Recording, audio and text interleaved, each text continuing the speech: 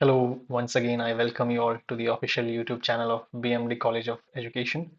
तो ये हमारी पेडागॉजी ऑफ मैथमेटिक्स की लेक्चर सीरीज चल रही है, जिसके अंतर्गत हम टॉपिक नंबर 1 यहाँ से लेके और टॉपिक नंबर 6 तक हम खत्म कर चुके हैं।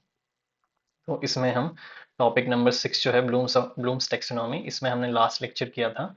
ये काफ़ी लंबा हो गया था, आपने देखा होगा, मोर देन 40-50 मिनट्स। बट ये बहुत ज़्यादा ज़रूरी था इसे एक साथ पढ़ना, तो हमने इसलिए उसे एक साथ इतना लंबा स्ट्रेच कर दिया। अब हम आगे पढ़ेंगे सब टॉपिक नंबर 7 एंड 8। ठीक है, ये दोनों जो हैं ये एक दूसरे से रिलेटेड हैं। ठीक है, एक दूसरे से रिलेटेड हैं ये दोनों। तो इसलिए हम शुरू करेंगे यहाँ से नेचर ऑफ मैथमेटिकल प्रोपोजिशन, और उसी के कंटिन्यूएशन में हम नेक्स्ट लेक्चर में पढ़ेंगे क्वांटिफायर्स एंड वेन डायग्राम। तो हम मैथमेटिकल प्रोपोजिशन से शुरू करेंगे, तो आप अच्छे से ध्यान दीजिएगा, क्योंकि ये समझ नहीं आया तो आपको नेक्स्ट टॉपिक भी समझ नहीं आएगा। ठीक है, इसलिए मैंने इसका जो टॉपिक का नाम है, सब टॉपिक का, टॉपिक 7 एंड 8 एक साथ लिख दिया है। वीडियो हमारा अलग अलग होगा, बट ये टॉपिक जुड़े हुए हैं। तो चलिए अब हम शुरू करते हैं। तो जैसा कि हम हर क्लास से पहले करते हैं कि एक इमेज से हम शुरू करते हैं। तो ये जो इमेज है ये आपको क्या दर्शा रही है, क्या आपके दिमाग में आ रहा है, क्या देख पा रहे हैं आप इस इमेज में? तो इस इमेज में आप देख सकते हैं कि दो अलग अलग दुनिया हैं, और यहाँ पे इन दोनों दुनियाओं को अलग कर रही एक लाइन है। ठीक है, ये दुनिया आप देख सकते हैं इसमें, यहाँ पे क्या है, ग्रामर गाइड नाम की एक किताब है। ठीक है, वोकेबलरी वॉल्ट। ठीक है, यहाँ पे एक इंग्लिश के ग्रामर का रूल लिखा हुआ है, subject plus verb plus object, English का एक रूल है। तो ये जो दुनिया हमारी यहाँ दिख रही है हमें, ये अंग्रेजी की दुनिया है। ठीक है, इंग्लिश की दुनिया है ये। अब यहाँ पे हम देख सकते हैं, यहाँ पे एक मशीन है यहाँ पे। ठीक है, एक टैबलेट हाथ में इस मशीन के, यहाँ पे पाई है। ठीक है, यहाँ पे लॉजिक गेट लिखा हुआ है। तो आप ये सब सिंबल्स, ट्राइंगल, ये सब देख के समझ सकते हैं कि मैथ्स की एक दुनिया है। ठीक है, मैथमेटिक्स की। तो इन दोनों दुनियाओं के बीच में क्या सेपरेट करता है इनको, कि जो इंग्लिश है it is a language of words and rules. ठीक है, वहीं पे maths it is a language of numbers and logic. ये चीज़ है जो इन दोनों दुनियाओं को सेपरेट करती है। ठीक है, अर्थात कहने का मतलब ये है कि अंग्रेजी की भी अपनी एक दुनिया है, कुछ रूल्स हैं, कुछ रेगुलेशंस हैं। ठीक है, कुछ वर्ड्स हैं। उसी प्रकार मैथ्स की भी अपनी एक दुनिया है अलग से पूरी, उसके भी कुछ रूल्स हैं, कुछ ग्रामर है उसकी भी अपनी। ठीक है, जैसा कि आपको याद होगा हमने फर्स्ट सब टॉपिक में ये चीज़ पढ़ी थी कि मैथ्स एज ए लैंग्वेज, गणित एक भाषा के रूप में, कि भाई जो मैथ्स है वो खुद एक अपने आप में लैंग्वेज है, उसके खुद के सिंबल्स हैं, चिन्ह हैं, साइंस हैं, फॉर्मूलाज हैं। तो इसी चीज़ को हम आगे कंटिन्यू करते हुए और डिटेल में पढ़ेंगे आज। ठीक है, कि भाई और क्या है, मतलब भाषा है तो क्या और चीजें हैं। तो अब हम नीचे आ जाते हैं। तो अब यहाँ क्या लिखा है कि before we dive deep let's understand the big three concepts we are learning today. जो तीन इंपॉर्टेंट कंसेप्ट आज हम पढ़ने वाले हैं मैथ से रिलेटेड, तो पहले एक बार शॉर्ट में उनको हम लोग रिकॉल करते हैं या देखते हैं कि क्या है वो तीन मुख्य कंसेप्ट जो हम आज डिटेल में पढ़ेंगे। ठीक है, यहाँ भी वही बात लिखी है जो हमने इमेज से सीखी थी अभी, कि मैथ्स को समझिए कि ये एक भाषा है, लैंग्वेज है। To speak it you need sentences. ठीक है, आपको सेंटेंस चाहिए मैथ्स की भाषा बोलने के लिए, जैसे आम भाषा मैं अभी आपसे बात कर रहा हूँ, तो कैसे बात कर पा रहा हूँ, वर्ड्स है, सेंटेंस है। ठीक है, तो मैथ्स की भाषा को भी बोलने के लिए, बात करने के लिए आपको सेंटेंसेस चाहिए, क्वांटिटी वर्ड्स चाहिए, पिक्चर्स चाहिए। क्वांटिटी वर्ड्स क्या होते हैं हम पढ़ेंगे अभी आगे। तो गणित को एक भाषा समझिए, बोलने समझने के लिए हमें क्या चाहिए, वाक्य, मात्रा बताने वाले शब्द, और चिन्ह चाहिए, हमें चित्र चाहिए। तो आ जाइए आगे हम अगली इमेज पे। यहाँ पे भी सेम चीज लिखी है कि मैथ्स एक भाषा है। तो जैसे इंग्लिश एक भाषा है, इंग्लिश में क्या हम कहेंगे, एवरीवन लाइक्स एप्पल्स। ठीक है, या फिर हिंदी में हम इसी स्टेटमेंट को क्या कहेंगे, कि सभी को सेब पसंद हैं, ये हम हिंदी में कहेंगे। तो भाई अब मैथ्स भी हम कह रहे हैं इतनी देर से कि एक भाषा है, एक लैंग्वेज है, तो मैथ्स में इस चीज को हम कैसे कह सकते हैं? तो देखिए मैथ्स में बड़ी खूबसूरती से यहाँ पे ऐसा लिख दिया गया है कि एवरीवन लाइक्स एप्पल को हम ऐसे लिखेंगे। कितना खूबसूरत है कि कुछ समझ ही नहीं आ रहा है क्या है ये। तो वही चीज हम पढ़ेंगे आज। तो जैसे इंग्लिश एक सेंटेंसेस का इस्तेमाल करती है भाषा। ठीक है, इसमें इंग्लिश में उदाहरण के तौर पे हम कहते हैं एवरीवन और सम। ठीक है, एवरीवन और सम मतलब कि I want every one of you in my class, मैं चाहता हूं कि आप सभी मेरी क्लास में आए। ठीक है, या फिर I want some of you to get out of my class, मैं चाहता हूं कि आप में से कुछ लोग मेरी क्लास से बाहर चले जाएं। ठीक है, ऐसे इंग्लिश बात करती है। तो वैसे मैथ्स में भी कुछ चीजें ऐसी होती हैं कि वो कुछ चीजें इंक्लूड करती हैं, कुछ एक्सक्लूड करती हैं, ठीक है, सम, एवरीवन, नॉट एवरीवन। तो वो मैथ्स की भाषा हम कैसे इस्तेमाल करेंगे, हम मैथ्स में डायरेक्ट इंग्लिश की तरह नहीं लिखेंगे ऐसे, ये हम भाषा इस्तेमाल करेंगे। तो उन भाषा को इस्तेमाल करने के लिए हम प्रपोजिशन यूज करते हैं, वेन डायग्राम यूज करते हैं और क्वांटिफायर्स यूज करते हैं। ये हम डिटेल में सब पढ़ेंगे आगे, आप चिंता मत कीजिए। तो चलिए अब नीचे आ जाते हैं। तो the big picture, math is a language, ठीक है। तो अब हमने बोला कि मैथ्स में भी हम, मतलब एक ग्रामर होती है मैथ्स की भी, कि कैसे हमें कहनी है चीजें, ठीक है, सेंटेंसेस होते हैं मैथ्स के भी। तो बेसिकली आज हम ये पढ़ेंगे कि मैथ्स जो है उसमें क्या ऐसी चीजें होती है, क्या भाषा है उसकी, क्या ग्रामर है। तो मैथ्स का सेंटेंस क्या होता है, ठीक है, जिसे हम मैथ्स की भाषा में बोलते हैं प्रपोजिशन। ठीक है, मैथ्स में क्वांटिटी क्या होती है, जिसे हम मैथ्स की भाषा में बोलते हैं क्वांटिफायर, ठीक है। और मैथ्स की भाषा में पिक्चर क्या होती है, जिसे हम बोलते हैं वेन डायग्राम। आप एग्जाम्पल कर लीजिए कि आप एक शॉप पे गए हैं, ठीक है, आप एक शॉप के ऊपर गए हैं, वहां पे आप शॉपकीपर को देख रहे हैं, ठीक है। अब जो शॉपकीपर है वो चीनी डाल रहा है, 5 केजी चीनी डाल दी शॉपकीपर ने, ठीक है। आप देख रहे हैं शॉपकीपर 5 केजी चीनी डाल रहा है। तो आपने देखी ये चीज, ठीक है, आंखों से। आपने इसको जुबान से डिस्क्राइब किया कि जो शॉपकीपर है वो 5 केजी चीनी डाल रहा है। कितनी केजी चीनी डाल रहा है वो, 5 केजी। तो आपका जो सेंटेंस जो है ना, सेंटेंस प्रपोजिशन, वो क्या है, शॉपकीपर 5 केजी चीनी डाल रहा है। तो ये आपका सेंटेंस हो गया, जिसे हम मैथ्स में प्रपोजिशन बोलते हैं, कि जो स्टेटमेंट होता है कोई भी, जिसका जवाब ट्रू या फॉल्स होता है। भाई जो शॉपकीपर है वो 5 केजी चीनी डाल रहा है, ये सच है, मैंने देखा है अपनी आंखों से, it is a true statement, ठीक, सिंपल सा स्टेटमेंट है ये। ठीक है, तो ये ट्रू है, तो ये हो गया हमारा प्रपोजिशन, जिसे मैथ्स की भाषा में हम प्रपोजिशन बोलते हैं। ऐसा स्टेटमेंट जो क्लियरली ट्रू और फॉल्स है। स्विच की तरह, हमारा जो बिजली का स्विच होता है वो या तो ऑन होता है या ऑफ होता है, तो वैसे ही ये जो प्रपोजिशन होता है ये या तो सच होता है, सत्य या असत्य, बीच में कुछ नहीं होता। अब सेकंड आ जाते हैं, मैंने क्या कहा था कि 5 केजी चीनी डाल रहा है वो, तो वो क्वांटिटी है, ठीक है, जिसे हम इंग्लिश में क्वांटिटी कहते हैं। तो वैसे ही मैथ्स में इस चीज को हम कहते हैं क्वांटिफायर, ठीक है, कि कोई चीज कितनी है, हाउ मैनी, ठीक है। एनालॉजी, एवरीवन वर्सेस समवन, ठीक है, सब लोग वर्सेस कुछ लोग, ठीक है। मान लीजिए हम बात करते हैं कि सब लोग इस रूम में जो मौजूद हैं वो मेरी बात सुनिए, एवरीवन, ठीक है। कुछ लोग जो इस रूम में मौजूद हैं वो मुझे डिस्टर्ब कर रहे हैं, समवन। ये क्वांटिटी है, जैसे 5 केजी हमने क्वांटिटी ली थी, तो वैसे ये जो हमारा एवरीवन और समवन, ये भी क्वांटिटी है। अब मैंने कहा कि शॉपकीपर जो था, हमने देखा अपनी आंखों से कि वो चीनी डाल रहा है, देखा। तो ये जो पहले की जो दो चीजें थी, 5 केजी चीनी डालना, ठीक है, और हमने जो सेंटेंस कहा, ठीक है, ये किस बेसिस पे कहा, हमने देखा, उस बेसिस पे ही तो कहा ना। तो ये देखने वाली चीज को मैथ्स की भाषा में बोलते हैं वेन डायग्राम, ठीक है, कि जो चीज एक सेंटेंस है, ठीक है, सेंटेंस जो हमने देखा पहले, सेंटेंस है, ठीक है, फिर उसके बाद क्या है, क्वांटिटी है कोई भी चीज की। तो इन चीजों को हम कैसे दर्शाएंगे पिक्चर के बेसिस पे, मैथ्स में आंखों, क्योंकि हमारी आंखें तो हम किताब में चिपका नहीं सकते। तो मैथ्स की भाषा में हम अगर कोई चीज बतानी है तो वो कैसे बताएंगे, ड्राइंग भी नहीं बना सकते क्योंकि मैथ्स है, ये ड्राइंग का सब्जेक्ट नहीं है। तो उसे हम बनाएंगे वेन डायग्राम के बेसिस पे। तो यही तीन चीजें हमें देखनी है। तो अभी देख लीजिए, शॉर्ट में एक बार फिर पढ़ लेते हैं हम कि क्या है प्रपोजिशन, या प्रस्तावना जिसे हम कहते हैं। हमने अखबार अक्सर, मतलब अखबारों में भी ये चीज पढ़ी होगी आपने, कि एक मंत्री हैं, केंद्रीय मंत्री हैं, उन्होंने इस चीज की प्रस्तावना दी, ये प्रोजेक्ट की प्रस्तावना रखी। तो वैसे ही प्रपोजिशन जो होता है वो भी एक स्टेटमेंट होता है, एक प्रस्तावना होती है, ठीक है, जो कि कुछ क्लेम करता है। जैसे हमारे नेता ने क्लेम किया कि है ना, मैं आने वाले साल में ये पुल की शुरुआत करूंगा बनने की, ये मैं प्रस्तावना रखता हूँ। मंत्री ने क्लेम कर दिया, ठीक है। तो वैसे मैथ्स में भी यह एक वाक्य होता है जो किसी बात का दावा करता है। It is like a light switch, या तो हाँ है इसका जवाब या ना है, बीच में कुछ नहीं है, ठीक है, दोनों चीज नहीं हो सकता ये।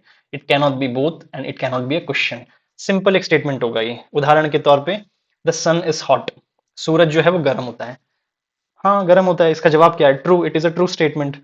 तो ये प्रपोजिशन है, ये एक प्रस्तावना है। मान लीजिए अगर ऐसा हो, आइस इज कोल्ड, बर्फ जो है वो ठंडी होती है, हाँ, तो ये भी एक प्रस्तावना है। अब वहीं मैं कहूं कि तुम्हारा नाम क्या है बताओ, तो यहाँ पे एक प्रश्न आ गया, ये कोई ट्रू और फॉल्स नहीं है इसका आंसर, मुझे पूरा बताना पड़ेगा कि मेरा नाम एक्स वाई जेड है। तो ये प्रपोजिशन नहीं है, ठीक है, क्योंकि इसका जवाब ट्रू या फॉल्स से हमें नहीं मिल रहा है। तो अब आगे आ जाते हैं हम। सॉरी। तो हमने पहली चीज देख ली, जो हमारी इमेज में क्या था, प्रपोजिशन, ये देख लिया क्या होता है शॉर्ट में, डिटेल में भी हम पढ़ेंगे इसे। अब सेकंड चीज क्या थी, क्वांटिटी, क्वांटिफायर्स, परिमाणक क्या है। तो क्वांटिफायर जो है ना, वो बेसिकली बस एक फैंसी वर्ड है, ठीक है, हाउ मेनी कहने का। अब भाई हाउ मेनी हम इसलिए नहीं कह सकते क्योंकि वो इंग्लिश में कहा जाता है, नॉर्मली कहा जाता है। तो भैया मैथ्स है, हम तो मैथ्स है तो हम कुछ अलग लेके चलेंगे। तो फैंसी वर्ड क्वांटिफायर, ठीक है, जैसे फूल गोभी ना खा के मैं ब्रोकली खाऊंगा, गोभी है वो भी बस एक फैंसी वर्ड है ब्रोकली। तो वैसे ही क्वांटिटी ना लिख के या फिर हाउ मेनी ना लिख के हम मैथ्स में लिखते हैं क्वांटिफायर, फैंसी वर्ड है ये। ठीक है, इसका मतलब क्या होता है बेसिकली, कितने या कितना। इंग्लिश में हम कहते हैं ऑल पीपल या सम पीपल, सभी लोग या कुछ लोग, क्वांटिटी दर्शा रहा है बेसिकली ये। ठीक है, तो मैथ्स में हम सिंबल्स का यूज करते हैं ये बताने के लिए। ठीक है, मैथ्स में ये जो हाउ मैनी है, सम पीपल है, ठीक है, ऑल पीपल है, ये हम एज इट इज नहीं लिखते हैं, क्योंकि मैथ्स है तो यहाँ हम कुछ सिंबल का इस्तेमाल करते हैं। जैसे इंग्लिश में अगर एप्पल, ए फॉर एप्पल बताना है तो ए होता है, बी फॉर बॉल बताना है तो इसका एक चिन्ह है, बी है। हिंदी में जैसे क से कबूतर है तो क लिख दिया हमने, एक चिन्ह है। तो वैसे मैथ्स के भी अपने एक चिन्ह होते हैं। ठीक है, तो मैथ्स के भैया क्या चिन्ह होते हैं, ठीक है, सिंबल क्या होते हैं। ये यूनिवर्सल ए है, ठीक है, यानी उल्टा ए है ये, हम आगे पढ़ेंगे इसे डिटेल में, चिंता मत कीजिए आप। ए ये किस चीज के लिए इस्तेमाल होता है, फॉर एवरीबडी फॉर ऑल, मतलब ऐसी चीजें जो सबके बारे में हम बात कर रहे हैं उसके लिए ये यूज होता है। आगे हम पढ़ेंगे, बिल्कुल निश्चिंत रहिए आप। उसके बाद अगला है ये उल्टा ई। इस तरह से जो ई होता है हमारा, ई, ये उल्टा ई जो है, इसको भी हम यूज करते हैं कि एड कुछ चीजों के लिए, फॉर सम चीज, ठीक है, there exist at least one. ठीक है, इसका उल्टे ई का मतलब कम से कम एक चीज मौजूद है। और जो उल्टा ए है उसका मतलब हर किसी के लिए ज्यादा बड़े चीज की बात हो रही है। ठीक है, अभी बस इतना जान लीजिए, हम डिटेल में इसको और अच्छे से पढ़ेंगे आगे कि भाई क्वांटिफायर्स जो हैं वो स्पेशल सिंबल्स होते हैं ये बताने के लिए कि भाई फॉर ऑल है, सब चीजें हम इंक्लूड कर रहे हैं तो उल्टा ए आ गया, और एटलीस्ट कम से कम एक चीज हम इंक्लूड कर रहे हैं तो उसके लिए ई आ गया हमारा। तो अब आ जाइए नीचे। अब शॉर्ट में हम वापस पढ़ेंगे वेन डायग्राम के बारे में, जो हमारा तीसरी चीज थी ना कि हमने आंखों से देखा, दुकानदार को चीनी देते हुए देखा, दृश्य, वेन डायग्राम। तो वेन डायग्राम बेसिकली क्या होता है, it is a logic picture, ये एक तर्क का चित्र होता है। ये क्या यूज करता है, सर्कल्स को यूज करता है रिलेशनशिप बताने के लिए चीजों के बीच में। आपने बहुत बार देखा होगा कॉम्पिटेटिव एग्जाम की तैयारी में जो रीजनिंग वाला पार्ट होता है, बचपन में देखा होगा कि इसमें इस तरह के सर्कल्स होते हैं। ठीक है, ये सर्कल्स हम यूज करते थे, यही वेन डायग्राम होता था हमारा। ठीक है, कुछ चीजें हम बताते थे ना कि ये जो है, ये मैथ स्टूडेंट्स हैं यहाँ पे, इतने मैथ्स पढ़ने वाले हैं, ये साइंस पढ़ने वाले हैं, ये हिंदी पढ़ने वाले हैं, ये तीनों पढ़ने वाले हैं। ठीक है, तो ये वेन डायग्राम होता था। तो यही वेन डायग्राम की बात यहाँ पे हो रही है कि गोलों की मदद से अलग अलग समूहों के बीच में संबंध दिखाता है। यही है वो गोले, इनके बेसिस पे संबंध पता चल रहा है हमें। क्या संबंध पता चल रहा है, कितने बच्चे मैथ साइंस पढ़ रहे हैं, कितने दोनों पढ़ रहे हैं, यही है वेन डायग्राम बेसिकली। जैसे यहाँ पे लिखा हुआ है कि कुछ बच्चे क्रिकेट खेल रहे हैं, कुछ फुटबॉल खेल रहे हैं, कुछ दोनों खेल रहे हैं, तो उसे वेन डायग्राम से हम कैसे दिखाएंगे। ठीक है, और वेन डायग्राम का काम क्या होता है बेसिकली, कॉम्प्लेक्स चीजों को, कॉम्प्लेक्स लॉजिक को, ठीक है, इजी बना देता है ये आंखों से देखने के लिए। ये हमें इजी लग रहा है यहाँ देख के, पर मैथ्स में बहुत सारी ऐसी कॉम्प्लेक्स चीजें होती हैं जिन्हें हम वेन डायग्राम के बेसिस से इजी बनाते हैं। देखिए यहाँ पे क्या है, उदाहरण के तौर पे मान लीजिए कि ये पूरा आपके पास एक बड़ा सा प्लेग्राउंड है। ठीक है, इसमें बहुत सारे बच्चे हैं। ठीक है, अब कुछ बच्चे जो हैं, आपने आदेश दिए, एक आपने ग्राउंड में गोला बना दिया। ठीक है, आपने आदेश दिया कि जो बच्चे क्रिकेट खेलते हैं, सिर्फ क्रिकेट खेलते हैं, वो इस गोले में आके इकट्ठे हो जाएं। तो सब बच्चे बाहर से अंदर आके यहाँ पे खड़े हो गए अंदर। फिर आपने कहा कि भाई जो बच्चे फुटबॉल खेलते हैं सिर्फ वो इस सर्कल में आ जाएगी राइट साइड में। तो बच्चे जो बाहर थे वो सब इधर अंदर आ गए, फुटबॉल खेलने वाले बच्चे। ठीक है, फिर आपने कमांड दिया कि जो बच्चे दोनों गेम खेलते हैं, क्रिकेट भी और फुटबॉल भी, वो बीच में एक जगह इकट्ठे हो जाए, बाकी यहाँ यहाँ रह जाइए। और जो बिल्कुल भी नहीं खेलते हैं ना, वो बाहर वेट कर लीजिए। ठीक है, तो इसी इंफॉर्मेशन को हम वेन डायग्राम के बेसिस पे रिप्रेजेंट कर सकते हैं। ठीक है, ये चीज हम मान लीजिए कहें, ऐसे बात करें किसी से कि भाई हमारे स्कूल में ना कुछ बच्चे क्रिकेट खेलते हैं, कुछ फुटबॉल खेलते हैं, कुछ दोनों खेलते हैं, कुछ बच्चे बाहर बैठे रहते हैं। कितना कॉम्प्लेक्स तरीके से सब बताना पड़ रहा है, सामने वाला शायद समझे भी ना। तो ये वेन डायग्राम के बेसिस पे हम इजीली से समझा सकते हैं। मैथ्स में हायर मैथमेटिक्स जो होती है, एडवांस मैथमेटिक्स, उसमें और भी कॉम्प्लेक्स चीजें होती हैं जो हम वेन डायग्राम के बेसिस पे इजी करते हैं। तो बेसिकली इसका काम यही होता है, या कठिन लॉजिक को आंखों से देखना आसान बनाता है, ये वेन डायग्राम का काम होता है। तो ये हमने शॉर्ट शॉर्ट में जान लिया। तो अब जानते हैं कि ये तीनों चीजें जरूरी क्यों हैं, जो हमने पढ़ा ना, प्रपोजिशन, एक स्टेटमेंट होता है ट्रू और फॉल्स जिसका जवाब आता है। ठीक है, क्वांटिफायर्स, क्या क्वांटिटी है, सब लोग, कुछ लोग, वेन डायग्राम जो अभी हमने ऊपर पढ़ा आंखों से जो देखते हैं। तो ये क्यों जरूरी होते हैं, क्या इनका मतलब इंपॉर्टेंस है। तो जो प्रपोजिशन है ना, प्रस्ताव जो हमने पढ़ा था, वो मैथ्स का ब्रिक है। Propositions are the bricks we use to build mathematical proofs. ठीक है, मैथ्स में जो प्रूफ होते हैं, हम प्रूव करते हैं ना चीजों को, ठीक है। क्या प्रूफ करते हैं वो हम आगे पढ़ेंगे कुछ एग्जाम्पल्स। ठीक है, उसका बेसिक बिल्डिंग ब्लॉक होता है प्रपोजिशन। अब नेक्स्ट आ जाता है क्वांटिफायर। तो क्वांटिफायर जो होता है ना, help us define exactly who we are talking about. ठीक है, हम किसके बारे में बात कर रहे हैं। ऑल ट्राइंगल्स वर्सेस सम ट्राइंगल्स, यहाँ पे क्वांटिटी की बात थी, याद है, कुछ लोग, बहुत सारे लोग, कुछ ट्राइंगल्स, सारे ट्राइंगल्स। तो क्वांटिफायर ये बताने में मदद करता है कि हम किसके बारे में बात कर रहे हैं। एग्जाम्पल के तौर पे सभी त्रिभुज बनाम कुछ त्रिभुज, मतलब हम कुछ ट्राइंगल्स के बारे में वर्सेस सारे ट्राइंगल्स के बारे में बात कर रहे हैं। यही चीज क्वांटिफायर बताता है, क्वांटिटी, कुछ ट्राइंगल वर्सेस बहुत सारे ट्राइंगल या सारे ट्राइंगल।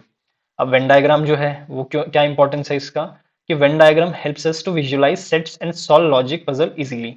वेन डायग्राम हमें सेट्स को समझने और लॉजिक पजल्स को आसानी से सॉल्व करने में मदद करता है। तो जैसा कि मैंने बताया कि एडवांस मैथमेटिक्स जो होती है उसमें काफी सारे कॉम्प्लेक्स पजल्स होते हैं। ठीक है, जो कि यहाँ बताया ना कि सेट्स हैं, उनको सॉल्व करने में हेल्प करता है। ठीक है, बेसिकली यही है। ये सेम चीज यहाँ पे लिखी है कि प्रपोजिशंस जो हैं ब्रिक्स होते हैं मैथमेटिकल प्रूफ का। क्वांटिफायर जो होते हैं वो exactly who we are talking about, triangle versus some triangle के बारे में बताता है। वेन डायग्राम जो होता है वो चीजों को विजुअलाइज करने में मदद करता है हमें। ठीक है, मतलब पिक्चर के बेसिस पे बताता है। हमने क्या पढ़ा, मैथ्स जो है वो एक लैंग्वेज है। ठीक है, लैंग्वेज की तरह इसकी भी तीन चीजें हैं। प्रपोजिशन है, ठीक है, प्रपोजिशन प्रस्तावना है। फिर उसके बाद क्या है, क्वांटिफायर है जो कि क्वांटिटी को दर्शाता है। फिर वेन डायग्राम है, ये हमने शॉर्ट शॉर्ट में पढ़ लिया। ठीक है, तो अब हम आ जाते हैं डिटेल में पढ़ेंगे सारी चीजें। तो सबसे पहले आ जाते हैं मैथमेटिकल प्रपोजिशन क्या होता है। ठीक है, इसके बारे में हम अच्छे से पढ़ेंगे। तो देखिए, ये चीज मैं पहले भी बताया था आपको कि प्रपोजिशन को मान लीजिए एक स्विच है, जो बिजली का स्विच होता है, या तो वो ऑन होता है या वो ऑफ होता है, या फिर प्रपोजिशन मतलब या तो ये ट्रू होते हैं या ये फॉल्स होते हैं। Statement that is either true और false, it can not be both. ये दोनों नहीं हो सकता, या तो सत्य होगा या असत्य होगा, सिंपल सी बात है। ठीक है, वही चीज यहाँ पे यस या नो। ठीक है, अगर कोई स्टेटमेंट है उसका जवाब यस या नो में आ रहा है, ठीक है, तो वो प्रपोजिशन है। और अगर उसका जवाब आ रहा है कि मुझे नहीं पता, ठीक है, यहाँ पे एग्जांपल दिया हुआ है कि जज, मान लीजिए आप एक जज हैं और आपको किसी ने एक प्रश्न पूछा और आप अगर उसका आंसर कर पा रहे हैं यस या नो में, तो वो प्रपोजिशन है। पर अगर आपके दिमाग में ये आ रहा है कि मुझे नहीं पता यस या नो के अलावा, तो वो प्रपोजिशन नहीं है। उदाहरण के तौर पे मैंने आपसे पूछा कि सूरज गर्म है, तो आपने क्या कहा एज अ जज, हाँ, ये एक प्रपोजिशन है। पर अब मैं आपसे पूछूं कि जज साहब बताइए कि सूरज जो है वो शरीर के लिए उसकी किरणें अच्छी हैं कि नहीं है, तो अब आप क्या जवाब दें इसका, अच्छी हैं, नहीं है, हैं तो क्यों है, यस या नो इसका जवाब नहीं है। तो ये एक प्रपोजिशन नहीं है क्योंकि मैं यहाँ प्रश्न पूछ रहा हूँ। ठीक है, तो बेसिकली प्रपोजिशन मतलब क्या होता है कि इसमें कोई क्वेश्चन नहीं आता है, कोई ऑर्डर नहीं होता है, कोई एम्बिग्यूटी नहीं होती। एम्बिग्यूटी मतलब कंफ्यूजन नहीं होता, सीधा जवाब। तो अब भैया आ जाते हैं हम थोड़ा सा इसकी हिस्ट्री पे कि ये भाई किसने दिया था ये आइडिया मैथमेटिकल प्रपोजिशन का। एग्जाम में आप लिखेंगे तो ऑफकोर्स अच्छे मार्क्स मिलेंगे, जैसा मैं हमेशा कहता हूँ, स्कॉलर्स को आप लिखेंगे तो थोड़ा सा अच्छा इंप्रेशन जाता है। तो वो मैथमेटिकल प्रपोजिशन किसने दिया, ठीक है, the person the study of proposition logic goes back to the ancient Greek philosopher Aristotle. बहुत फेमस नाम है, आपने हमेशा सुना होगा कहीं ना कहीं ये नाम, कि जो लॉजिक है, जो प्रपोजिशन है, वो बहुत पहले एंशियंट टाइम में ग्रीक फिलोसफर थे एरिस्टोटल, उन्होंने जिक्र किया था इस बात का। पर इस बात को और तवज्जो मिली मॉडर्न एरा में आके 19वीं सदी में। ठीक है, बहुत फेमस मैथमेटिशियन थे जिनका नाम है जॉर्ज बूले। ठीक है, इनके नाम पे मैथमेटिक्स भी है। ठीक है, मैथमेटिक्स में बूलियन एल्जेब्रा करके भी आपने पढ़ा होगा या कहीं ना कहीं सुना होगा, बूलियन एल्जेब्रा। ठीक है, ये बहुत फेमस मैथमेटिशियन थे। तो इन्होंने मतलब लॉजिक क्या होता है, प्रपोजिशन क्या होता है, इस चीज को और भी ज्यादा आगे डिफाइन किया था। ठीक है, और इन्होंने इतना काम किया इस चीज को लेके कि जो कंप्यूटर साइंस है, मतलब बहुत बड़ी ब्रांच है, बहुत फेमस ब्रांच है ये। कंप्यूटर साइंस के जो बेसिस हैं, बाइनरी है, वन जीरो, उसकी भी नींव कह सकते हैं इन्होंने ही रखी थी 19वीं सदी में। ठीक है, तो ये हमने थोड़ा सा जान लिया कि किसने दिया था ये आइडिया मैथमेटिकल प्रपोजिशन का। तो अब हम आ जाते हैं कि मुख्य विशेषताएं क्या है मैथमेटिकल प्रपोजिशन की। ठीक है, सिंपल सी चीजें हैं, पढ़ लेते हैं कि जो मैथमेटिकल प्रपोजिशन होता है वो सत्य होता है हमेशा। ठीक है, ट्रुथ वैल्यू होती है उसकी, सत्य मान होता है। ठीक है, मैं ये नहीं कह रहा कि वो स्टेटमेंट हमेशा सच होता है। उदाहरण के तौर पे अगर मैंने कहा कि सूरज गर्म होता है, तो ये सत्य है और ये एक प्रपोजिशन है। पर मैंने कहा कि सूरज जो है ना वो बहुत ठंडा होता है, नहीं, ये बात गलत है, इसका जवाब क्या आता है, फॉल्स। तो ये भी एक मैथमेटिकल प्रपोजिशन है। तो जरूरी नहीं है कि जो चीज सत्य है वही प्रपोजिशन है, बस उसका जवाब सत्य या असत्य के रूप में आना चाहिए, तो वो एक प्रपोजिशन है। ठीक है, तो every preposition has a value, it is either true और फॉल्स। मतलब जो आउटकम होता है ना सेंटेंस का, आपने जो सेंटेंस कहा वो सेंटेंस सच है कि नहीं है, ठीक है, वेदर सेंटेंस जो है वो सच है या झूठ है, ठीक है, इस बात से कोई फर्क नहीं पड़ता मैथ्स के प्रपोजिशन को। सेंटेंस के बाद क्या आ रहा है, ठीक है, सेंटेंस के बाद अगर जवाब ट्रू है या फॉल्स है, बस ये दो में अगर जवाब आ रहा है तो वो जो सेंटेंस है वो मैथमेटिकल प्रपोजिशन हो जाएगा। हम ले लेते हैं उदाहरण सच का। सूरज जो है वो गर्म होता है, इसका जवाब क्या आया हमारे पास, ट्रू। तो ये एक मैथमेटिकल प्रोपोजिशन है ये सेंटेंस। झूठ हम क्या बोलते हैं कि जो सूरज है वो बहुत ठंडा है, नहीं भाई कहाँ ठंडा है, फॉल्स। तो ये भी एक मैथमेटिकल प्रोपोजिशन है क्योंकि स्टेटमेंट का भी जवाब एक वर्ड में आ गया। तो दोनों ही मैथमेटिकल प्रोपोजिशन होते हैं। ध्यान से सुनिएगा, ये बड़ा कंफ्यूजिंग है। हर प्रोपोजिशन का एक सत्य मान होता है, या तो ट्रू या फॉल्स, ठीक है। सेकंड कैरेक्टरिस्टिक क्या है मैथमेटिकल प्रोपोजिशन का, या ठीक है उसका नेचर की फीचर, नो एम्बिग्यूटी। कोई अस्पष्टता नहीं होती, कोई कंफ्यूजन नहीं होता। जैसे हमने यहाँ पे देखा सूरज गर्म है, कोई कंफ्यूजन है नहीं, आंसर ट्रू, सिंपल क्लियर। तो एम्बिग्यूटी का मतलब ये होता है कि ऐसे स्टेटमेंट में कोई कंफ्यूजन नहीं होता, हमें एकदम सटीक होता है इसका जवाब ट्रू या फॉल्स। ये दूसरा विशेषता है हमारी मैथमेटिकल प्रोपोजिशन की। तीसरा क्या है कि डिक्लेरेटिव होता है, घोषणात्मक होता है। ये एक फैक्ट को डिक्लेयर करता है, ये क्वेश्चन नहीं पूछता है, ठीक है। ठीक है, अब हम देख लेते हैं थोड़ा सा ये टेबल कि कौन से वाक्य जो है वो प्रपोजिशन है और कौन से नहीं है, ताकि आपका कंफ्यूजन मतलब क्लियर हो जाएगा। तो बैंगलोर इज इन इंडिया, ठीक है, बैंगलोर जो है वो भारत में है, इसका जवाब क्या आएगा डायरेक्ट आपके पास, ट्रू। तो ये क्या हो गया हमारा प्रपोजिशन हो गया, डायरेक्ट जवाब आ गया। अब एक और चीज मैं पूछता हूँ आपसे, हाउ आर यू, आप कैसे हैं। तो आपसे कोई पूछ रहा है आप कैसे हैं, तो आप क्या बोलेंगे, ट्रू फॉल्स, नहीं नहीं भाई हम पूरा डिफाइन करेंगे हम कैसे हैं क्या है। तो ये तो क्वेश्चन बन गया, इसका जवाब ट्रू और फॉल्स नहीं है, तो ये एक प्रपोजिशन नहीं है। अगला आ जाइए, आइस इज हॉट, बर्फ जो है वो गर्म है, नहीं क्या बात कर रहे हो, बर्फ गर्म कैसे हो सकती है। एक वर्ड में जवाब दीजिए ना, आपने क्या पूछा, बर्फ गर्म है, ट्रू या फॉल्स, फॉल्स। ये एक प्रपोजिशन है, ट्रू या फॉल्स में इसका जवाब आ गया। बट आगे मैं बोलता हूँ आपको कि दरवाजा बंद करो, क्लोज द डोर, जाओ दरवाजा बंद करो, तो इसका जवाब आप ट्रू फॉल्स से नहीं देंगे, ये एक ऑर्डर है। तो जो ऑर्डर होता है वो भी प्रपोजिशन नहीं होता है। अब आगे आ जाइए, 2 + 2 4, 2 और 2 4 होता है, ट्रू या फॉल्स बताइए मुझे आप। ठीक है, ये है ट्रू, ठीक है, तो ये ट्रू है इसका जवाब। तो ये अगेन हमारा मैथमेटिकल प्रपोजिशन हो गया ये। अब यहाँ पे आप देखिए x + 2 = 5 है, तो थोड़ा सा कंफ्यूजिंग है ना ये कि भाई यहाँ पे भी नंबर है यहाँ भी नंबर है, तो ये तो प्रपोजिशन है, बट ये क्यों नहीं है प्रपोजिशन, ये इसलिए नहीं है क्योंकि हमें नहीं पता x की क्या वैल्यू है। ठीक है, अगर x की वैल्यू हमें फिक्स पता है कि x की वैल्यू अगर यहाँ पे 3 होगी तो 5 जवाब आएगा, 3 + 2 5, ये फिक्स, ये ट्रू हो जाता है हमारे लिए। पर हमें पता ही नहीं है x की वैल्यू क्या है, तो ये जो पर्टिकुलर इक्वेशन है x + 2 = 5, ये प्रपोजिशन नहीं है क्योंकि हमें नहीं पता भाई कि x की वैल्यू क्या है। तो जवाब ट्रू फॉल्स कैसे दे दें हम। तो यही चीज है, आपका कंफ्यूजन आई होप क्लियर हो गया होगा थोड़ा। तो हाँ, तो इस तरह का जो इक्वेशन होता है इसे हम ओपन सेंटेंस बोलते हैं, ठीक है। कि ये प्रपोजिशन नहीं होता because we do not know if it is true और false until we know the value of X. हमें नहीं पता, जब तक एक्स की वैल्यू हमें नहीं पता क्या है 3 है, तब तक हम नहीं कह सकते कि ये प्रपोजिशन है। इसे हम क्या कहेंगे, ओपन सेंटेंस। याद रखिएगा ये टर्म ओपन सेंटेंस, ठीक है। तो जनरली ये बच्चे क्या गलती करते हैं, स्टूडेंट्स जो होते हैं, आप एज अ टीचर जब उन्हें पढ़ाएंगे तब, या आप भी इस चीज को लेके, कि जो फॉल्स स्टेटमेंट होते हैं ना वो प्रपोजिशन नहीं होते, ठीक। इवन लाइज, झूठ भी प्रपोजिशंस होते हैं। एलिफेंट्स फ्लाई का एग्जांपल हमने देख लिया ऊपर। सुधार, झूठ भी प्रपोजिशन होता है, ठीक है। Thinking variables X Y are proposition without values, यह सोचना कि एक्स वाई जैसे वेरिएबल्स बिना वैल्यू के प्रपोजिशन होते हैं। हमने ऊपर अभी क्या देखा था एग्जाम्पल यहाँ पे, x + 2, तो बच्चों को क्या लगता है कि जैसे 2 + 2 4 जो है ना ये प्रपोजिशन है, तो x + 2 5 ये भी प्रपोजिशन नहीं।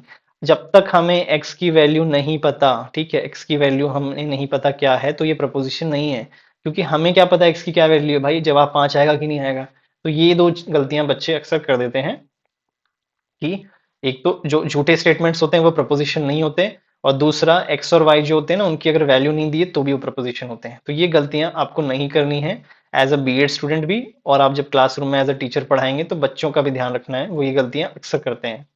काफी कंफ्यूजिंग है ये, क्योंकि अगेन अब प्रपोजिशन को हम कैसे आइडेंटिफाई कर सकते हैं 5 सेकंड में। अपने आप से प्रश्न पूछिए कि क्या मैं इसका जवाब दे सकता हूँ ट्रू या फॉल्स में, ठीक है। अगर आपका जवाब आता है यस तो हाँ वो एक प्रपोजिशन है, अगर आपका जवाब आता है नो तो प्रपोजिशन नहीं है। तो अब हमारा मैथमेटिकल प्रपोजिशन जो है वो कंप्लीट हो गया है। तो देखिए यहाँ पे जो हमारा सब टॉपिक नंबर 7 था, the nature of mathematical preposition, ये कंप्लीट हो गया है। तो अब हम अगले वीडियो में क्वांटिफायर्स एंड वेन डायग्राम को कवर करेंगे। ठीक है, यहाँ से हम शुरू करेंगे नेक्स्ट लेक्चर में क्वांटिफायर्स एंड वेन डायग्राम, ये हमारा हो जाएगा। तो आज का लेक्चर हम यहीं एंड करते हैं। Thank you students for your time and attention. I hope ये लेक्चर आपको अच्छा लगा होगा। पीडीएफ नोट्स के लिए डिस्क्रिप्शन में लिंक देख लीजिएगा। So I will see you in the next lecture. Thank you.